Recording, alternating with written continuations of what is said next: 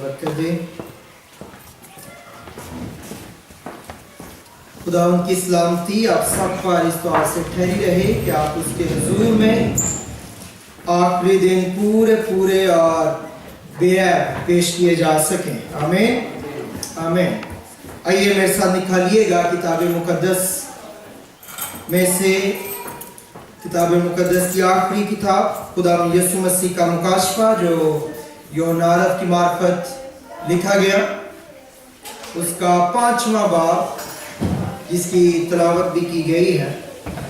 और इससे पहले कि मैं चंद एक बातें आपके साथ करूं, बांटूं, 4 लोग मुझे कलीसिया में से ऐसे चाहिए जिनके पास किताब मुकद्दस मौजूद हो, और वो अगर मेहरबानी से खड़े हो जाए।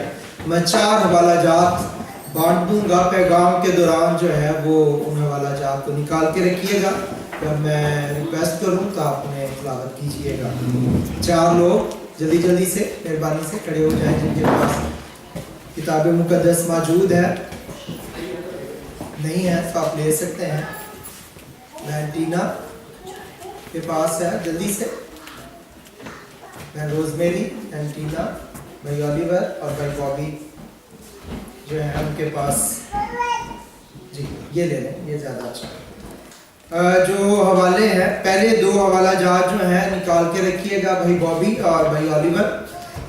ज़करिया उसका 12 बाब और उसकी 10 आयत। ज़करिया उसका 12वां बाब और उसकी 10 आयत भाई बॉबी तलावत करेंगे जब मैं कहूँगा। और मुकाशफा उसका 1 बाब और उसकी 7 आयत भाई ओलिवर जो है वो तलावत करेंगे। उसके बाद बहन रोजमेरी जो है, ये हवाला जो दूसरा हवाला दानियल 7 बाब की 13वीं और 14वीं आयत पढ़ी गई है, आप ये निकाल के रखिएगा।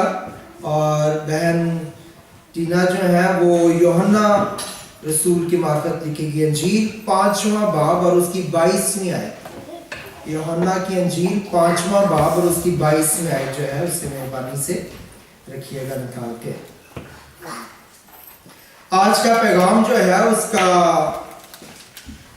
जो सब्जेक्ट है वो है title deed of the earth या रजिस्ट्री।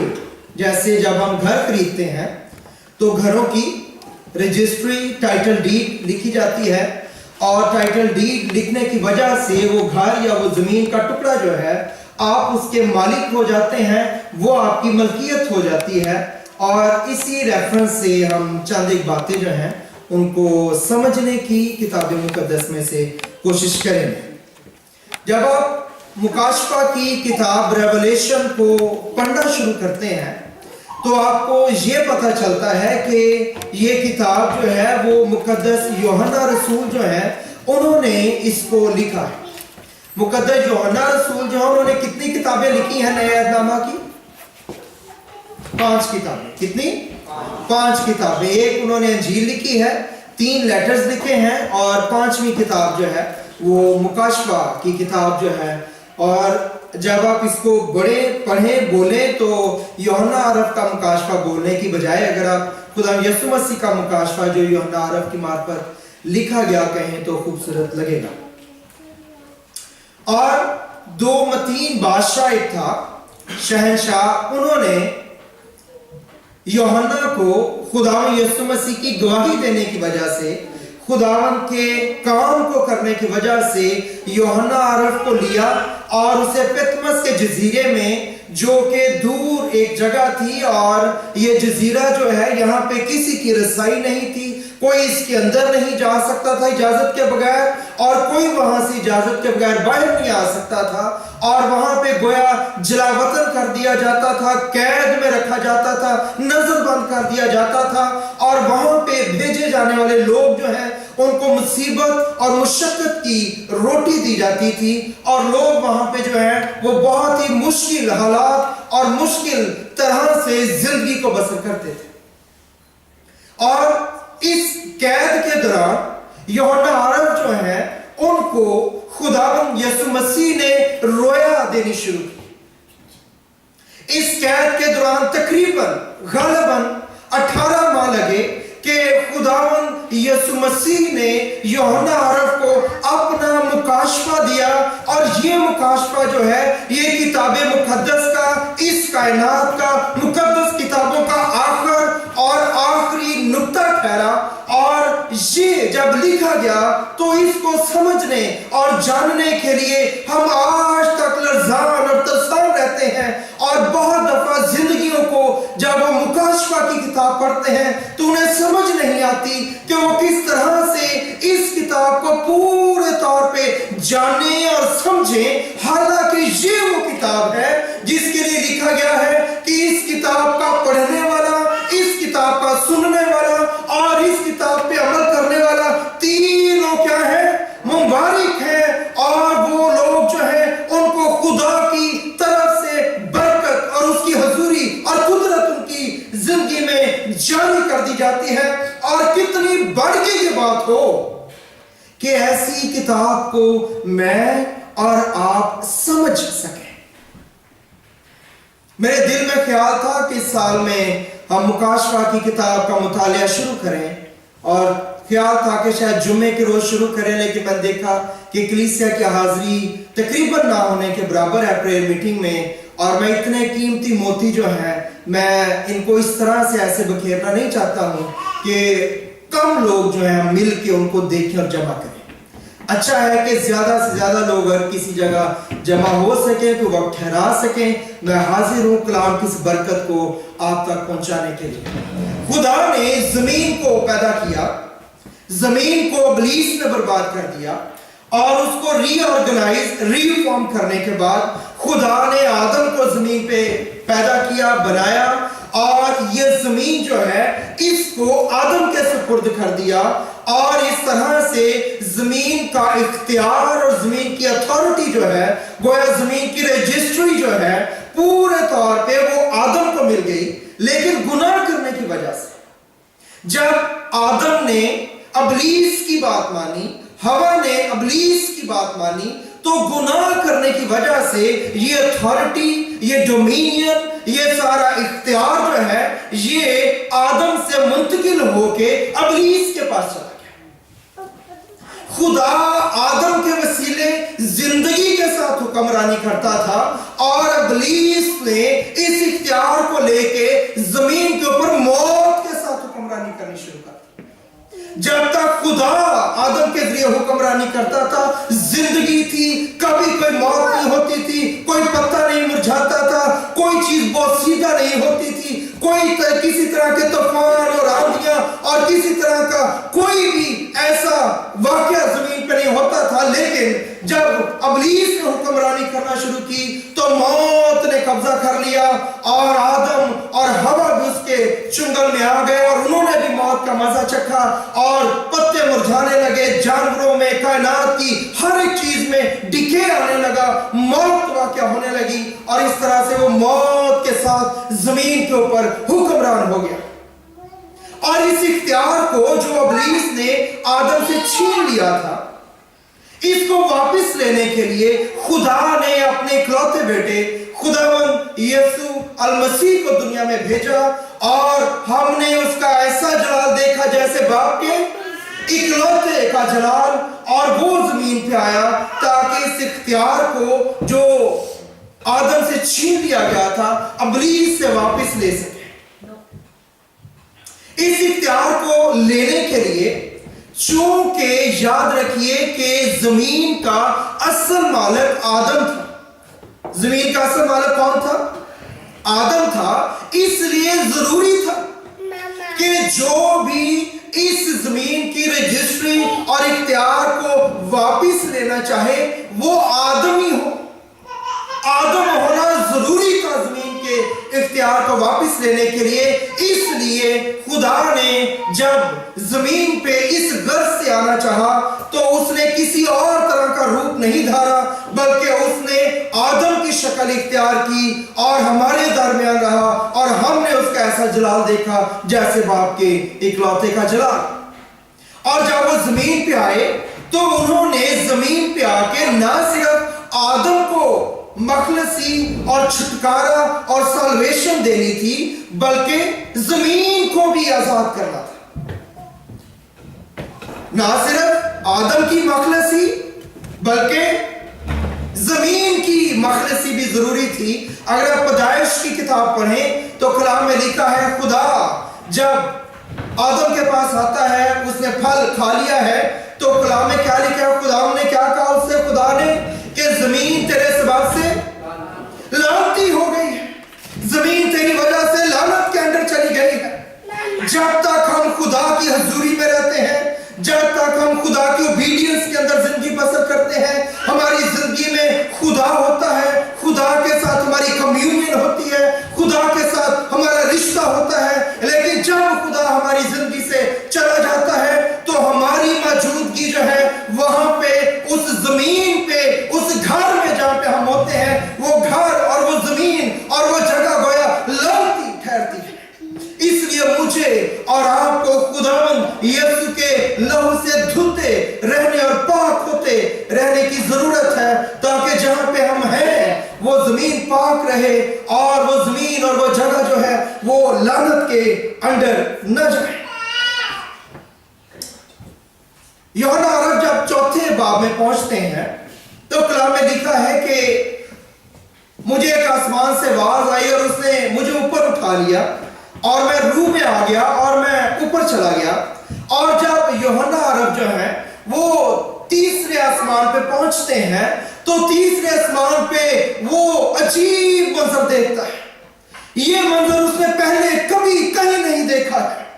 تیسرے آسمان کے اوپر یوحنا پہنچتا ہے اور وہاں پہ وہ خدا قادر مطلق باپ کے تخت کو لگا ہوا دیکھتا ہے, اور جو جلال اور حشمت سے ملبس ہے اور نور کا پوشاک کی طرح پہنتا ہے, وہ اس کی حشمت اور قدرت اور بزرگی کو دیکھنا شروع کرتا ہے. اور پھر اس کو 24 تخت نظر آتے ہیں اور ان 24 تختوں کے اوپر 24 بزرگ بیٹھے ہوئے ہیں اور ان پہ غور کرنا شروع کرتا ہے. اور پھر وہ دیکھتا ہے وہاں پہ 4 جاندار موجود ہیں اور وہ دیکھتا ہے کہ وہاں پہ 7 روحیں موجود ہیں اور یہ چاروں جاندار جو ہیں وہ وہاں پہ موجود ہیں, اور ان چاروں جانداروں کے آگے اور پیچھے اور ہر طرف آنکھیں ہی آنکھیں لگی ہوئی ہیں. اور پہلے کا چہرہ جو ہے وہ بھپر کی مانند ہے, دوسرے کا چہرہ بچڑے کی مانند ہے, تیسرے کا چہرہ عقاب کی مانند ہے, چوتھے کا چہرہ آدم کی مانند ہے. اور یہ عجیب و غریب منظر وہ دیکھنا شروع کرتا ہے. اگر آپ چوتھا باب پڑھیں اور وہ اس طلسم میں اور اس شہر کے اندر کھو جاتا ہے. ایسا اس نے کبھی کسی جگہ کبھی کسی طور سے دیکھا نہیں, نہ خواب میں, نہ رویا میں, نہ وحی میں, کسی بھی طرح سے اسے ایسا منظر دیکھنے کو نہیں ملا. اور وہ غور سے دیکھتا چلا جاتا ہے. اور جب ہم 5واں باب پڑھتے ہیں تو کلام میں لکھا ہے وہاں پہ جب وہ غور کر رہا ہے تو غور کرتے کرتے وہ خدا باپ کو دیکھنا شروع کرتا ہے اور اچانک وہ اندازہ کرتا ہے کہ خدا باپ کے ہاتھ میں کوئی چیز اس نے پکڑی ہوئی ہے. اور یہ چیز جو ہے بے شک بہت اہم ہوگی, کیونکہ یہ چیز جو خدا باپ نے پکڑی ہوئی ہے اس کائنات کی موسٹ سپریم اتھارٹی. ہم اپنے الفاظ کے ساتھ, اپنی سوچوں کے ساتھ, اپنی علم کے ساتھ خدا باپ کی اتھارٹی کو ڈسکرائب نہیں کر سکتے. ہم اس کو احاطہ نہیں کر سکتے, اس کا ہم اسے بیان نہیں کر سکتے ہیں. میرے پاس کوئی ایسا لفظ, کوئی ایسی مضبوط بات نہیں جو خدا باپ کی قدرت کا بیان پورے طور پہ کر سکے. اور وہ دیکھتا ہے کہ خدا باپ نے اپنے ہاتھ میں پکڑا ہوا کچھ, اور کلام میں لکھتا ہے اس کے ہاتھ میں کتاب کو میں نے دیکھا. اگر آپ اوریجنل اس کا ترجمہ دیکھیں تو تومار زیادہ موزوں ہے اس لفظ کے لیے جس کا ترجمہ کتاب کیا گیا ہے. خدا باپ نے اپنے ہاتھ میں ایک کتاب یا تومار پکڑا ہوا ہے, اور یہ تومار جو ہے بے شک بہت ہی اہم ہے, کیونکہ پہلی بار یہ خدا نے پکڑا ہوا ہے, دوسری بات خدا نے اپنے دائنے ہاتھ میں پکڑا ہوا ہے. خدا کا دائنا ہاتھ قدرت کو, اتھارٹی کو اور اقتدار کو پریزنٹ کرتا ہے. اور تیسری اہم بات جو ہے یہ تومار جو ہے وہ اندر سے اور باہر سے لکھا ہوا ہے. عام تومار لکھے جاتے تھے، لیکن یہ اندر اور باہر دونوں طرح سے لکھا ہوا ہے۔ اور چوتھی بات، اس کو 7 مہریں لگا کے بند سیل کیا گیا ہے۔ اور پانچویں بات، یہ جو تمار ہے اس کے لیے ایک زور اور فرشتہ بلایا گیا ہے اور اسے کہا گیا ہے کہ اس تمار سے متعلق بات چیت کر، منادی کر جا کے۔ اور یوحنا جو ہے وہ اس سارے نظارے کو دیکھ رہا ہے۔ یہ تمار جو خداوند کے ہاتھ میں ہے، یہ سرب مہر کتاب جس کو 7 مہریں لگا کے بند کیا گیا ہے، اس میں زمین کو چھڑانے کی شرائط لکھی ہوئی ہے کہ کون سی شرائط ہے جن کو پورا کیا جائے تو زمین کی مخلصی ہو سکتی ہے، زمین کو چھڑایا جا سکتا ہے۔ اور یوحنا عرب جو ہے وہ اس کو دیکھ رہے ہیں۔ خدا نے یہ زمین کی رجسٹری جو ہے آدم کو دی، اور آدم نے گناہ کی وجہ سے اس کا اختیار جو ہے وہ ابلیس کے سپرد کر دیا۔ لیکن خدا کا بیٹا زمین پہ آیا اور اس نے صلیب کے وسیلہ سے ہماری روحوں کی مخلصی، ہماری روحوں کی نجات کو مہیا کیا۔ اگر آپ پہلا پطرس اس کا پہلا باب 18ویں آیت سے 23ویں آیت کو پڑھیں تو آپ کو پتہ چلے گا کہ صلیب کے وسیلہ سے ہماری روحوں کی مخلصی ہوئی ہے۔ اگر آپ رومیوں کا خط اور اس کا 8واں باب اور اس کی 23ویں آیت پڑھیں تو آپ کو یہ پتہ چلے گا کہ ایماندار ہونے کے باوجود ہمارے بدن جو ہے ان کو مخلصی کی ضرورت ہے، ان کو نجات کی ضرورت ہے، اور بدن جو ہے وہ ریپچر کے وقت آزاد کیے جائیں گے جب پوشیدہ آمد ہوگی اور ہم جلالی بدن کے ساتھ ہوا میں اٹھ کے خدا کا استقبال کریں گے۔ اور تیسری بات جو ہے، اگر آپ رومیو ہی کا خط 8 باب 22ویں آیت پڑھیں تو کلام میں لکھا ہے کہ مخلوقات جو ہے وہ درد ذہ میں پڑی تڑپتی ہے اور خدا کے بیٹوں کی راہ دیکھتی ہے۔ زمین جو ہے وہ بطالت کے اختیار میں کر دی گئی ہے اور وہ بھی مخلصی کی راہ دیکھ رہی ہے، اور زمین کی مخلصی جو ہے وہ 7 مہریں توڑنے کے دوران کی جائے گی۔ زمین کی مخلصی کب کی جائے گی؟ جب 7 مہریں کھولی جائیں گی، توڑی جائیں گی، اور اس 7 مہروں کو توڑنے کے دوران جو ہے زمین جو ہے اس کو بھی چھڑایا جائے گا، اس کو پاک کیا جائے گا اور ابلیس کے اختیار اور تسلط سے آزاد کیا جائے گا۔ ان 7 مہروں کو، اس کو، یہ تمار جو خدا کے ہاتھ میں ہے، اس تمار کو لے کے یہ ایک ایسی عدالتی، روحانی عدالتی دستاویز ہے جس کی بنیاد پر، اگر آپ مکاشفہ کی سٹڈی جب آپ کریں گے تو پھر ان چیزوں کا آپ زیادہ کلیئرٹی کے ساتھ انڈرسٹینڈ کریں گے۔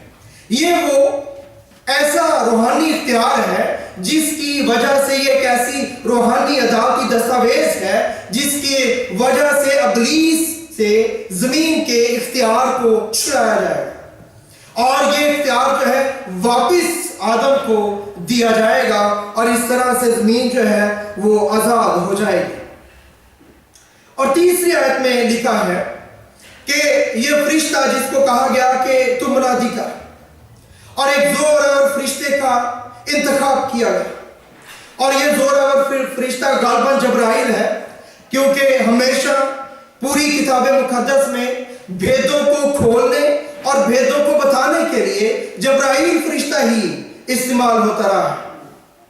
اور جبرائیل فرشتے نے منادی کرنی شروع کی، اور کلام میں لکھا ہے کہ اوپر آسمانوں کے اوپر اور پوری زمین کے اوپر اور زمین کے نیچے پتھروں کے اندر منادی کی گئی، اور پوچھا گیا کہ کوئی ہے جو اس کتاب کو لینے اور اس کی مہریں کھولنے کے قابل ہے؟ اور کلام میں لکھا ہے کہ یہ ساری منادی جب کی گئی تیسری آیت میں، اور اگر آپ دوسری آیت پڑھیں، ایک زور اور فرشتہ کو بلند آواز سے یہ منادی کرتے دیکھا کہ کون اس کتاب کو کھولنے اور اس کی مہریں توڑنے کے لائق ہے۔ اور جب فرشتہ منادی کر چکا، منادی کرنے کے بعد فرشتہ واپس خدا کے پاس آیا اور اس نے خدا کو رزلٹ بتایا، اور اس نے خدا کو بتایا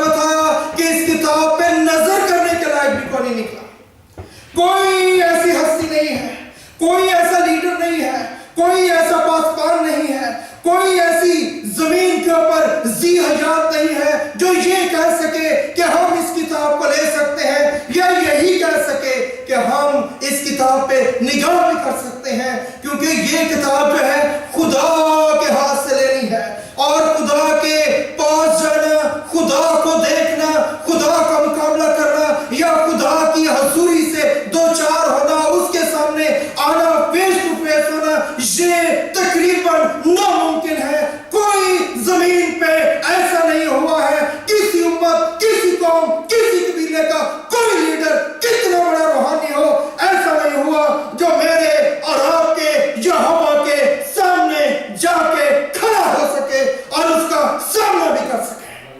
اس لیے کوئی ایسا نہیں نکلا جو یہوہ خدا کے ہاتھ سے جا کے اس کتاب کو لے سکے اور کھولنے کی جرات بھی کر سکے.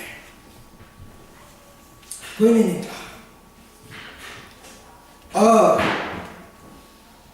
میں نے آپ کو بتایا یہ کتاب جو ہے اس کو لینا بہت ضروری تھا, کیونکہ یہ وہ عدالتی دستاویز ہے جس کے وسیلہ سے زمین کا آزاد کیا جانا ممکن ہو سکتا ہے.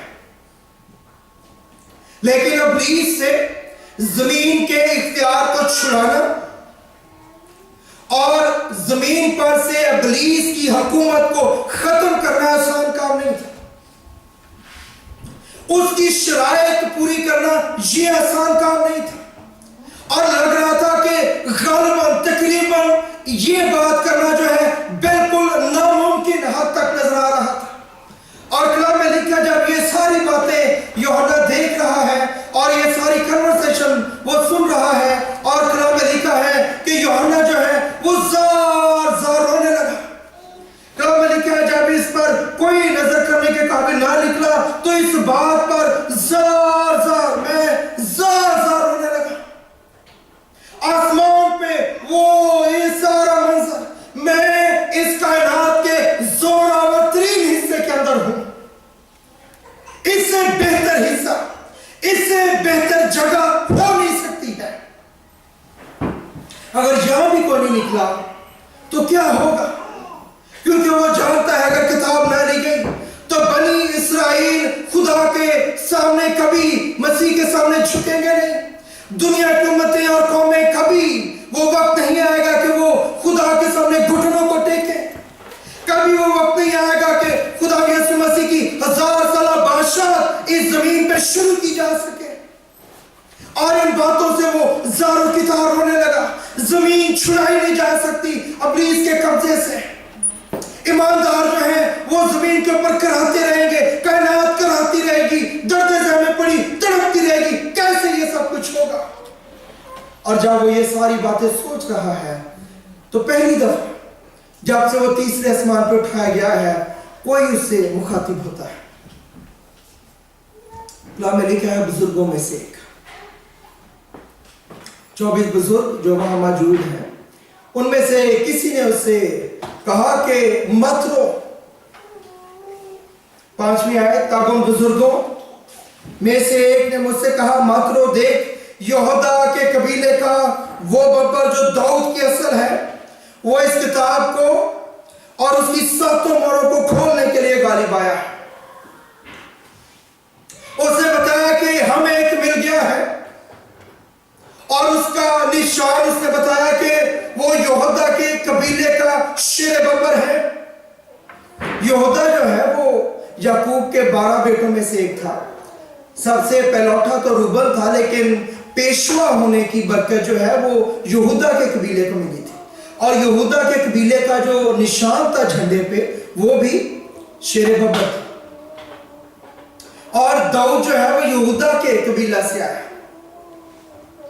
اور مسیح بھی داؤد کی نسل سے پیدا ہوا, اس لیے وہ ابن داؤد کہلائے. اور اس نے بتایا کہ یہودا کے قبیلے کا ببر جو ہے وہ ہمیں مل گیا ہے اور وہ غالب آیا ہے. غالب آنے کا مطلب ہے کہ اس نے گھمسان کی جنگ لڑی ہے, بڑی شدید لڑائی کی ہے اور اس کا خون بہہ گیا اس لڑائی کے اندر. اور کلام میں لکھا ہے تم نے گناہ کے ساتھ لڑنے میں ایسی کشتی نہیں لڑی جس میں خون بہا ہو. ہم تو मामूली बातें जो है उनसे हमारी जिंदगी की चीजें जो है वो यकसर तब्दील हो जाती हैं। लेकिन कलाम में लिखा है, मुझे मिल गया है एक शख्स, उसे बताया गया जो खाली आया है और वो लाइट ठहरा है, और वो मेरा और आपका खुदावंद यीशु अल मसीह है। उसे बताया कि वो गालिब आया है क्योंकि उसने जमीन पे खड़े होकर दावा किया है। उसने सारी शराइत को पूरा किया है जिनको पूरा करने के बाद कोई खुदा की जगह पे आके इस किताब को लेने का हकदार ठहर सकता है और इब्लीस से जमीन को मखलसी दे सकता, खलासी और रिहाई बख्श सकता है।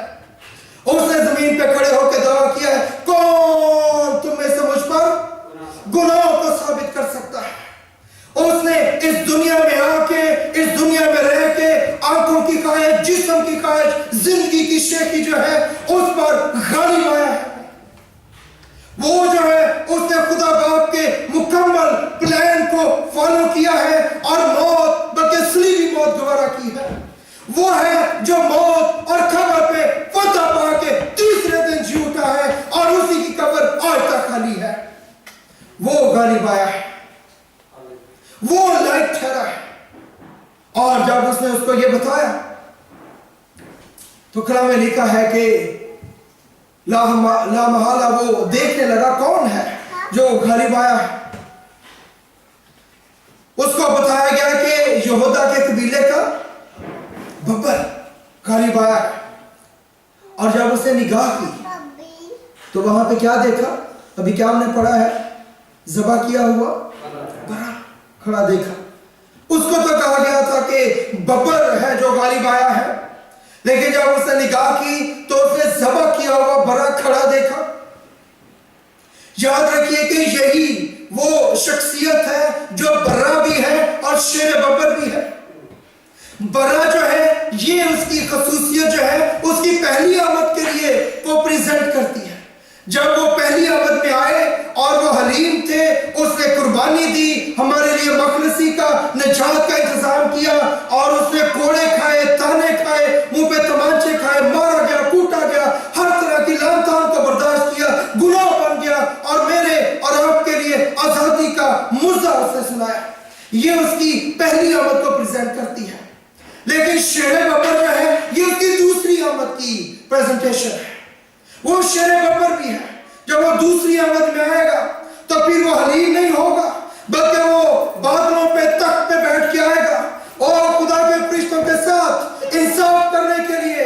फिर हमारे बातें, हमारे रवैये, हमारी सारी सोचें, हमारे सारे ख्याल जो हैं वो अदालत में लाए जाएंगे। अगर हमने मुआफ़ी नहीं मांगी, अगर हमने मसीह के लहू से धोके जिंदगी को पसंद नहीं किया है, तो वो सारी चीजें जो हैं अदालत में लाई जाएंगी, उनका इंसाफ किया जाएगा और हम उस दिन उसको कुछ जवाब नहीं दे सकेंगे। यही वो बब्बर है जो, यही वो शख्स जो बब्बर भी है और बड़ा भी है।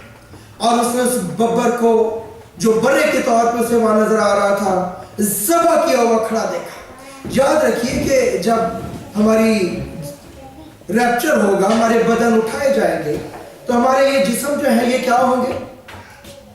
तब्दील हो जाएंगे, जलाली बदन मिल जाएंगे। अगर हमें ऐसा फजल मिलेगा कि हम हवा में उड़ के उसका इस्तेमाल करें पोशीदा आमद में, तो जब आपके ये बदन जो है वो बदल जाएंगे, जलाली बदन मिलेंगे, तो अगर आपके बदन पे कोई किसी तरह के रिंकल, पिंपल, दाग, झुर्री, धब्बे, व्हाट्सएवर कुछ भी होगा, वो सब कुछ खत्म हो जाएगा। किसी के चेहरे पे कोई ऐसी चीज, जिस्म के ऊपर कोई ऐसी चीज बाकी नहीं रहेगी। बिल्कुल खूबसूरत रेत किस्म के जो है वो जिस्म मिलेंगे जो जलाली बदन होंगे। लेकिन खुदा का बेटा खुदा यीशु अल मसीह, जिसको जलाली बदन मिला और वो जलाली बदन में जी उठा और वो शागिर्दों का नजर आया, तो इसके जलाली बदन में कीलों के निशान जो है वो मौजूद है, भाले का निशान जो है वो मौजूद है। गोया सलीब का पैगाम और सलीब का निशान जो है आसमानों में कायम कर दिया गया है। और यही निशान जो है बनी इस्राएल को दिखाए जाएंगे जब वो दूसरी आमद में आएगा। जब दूसरी आमद होगी तो بنی اسرائیل کو یہ نشان دکھائے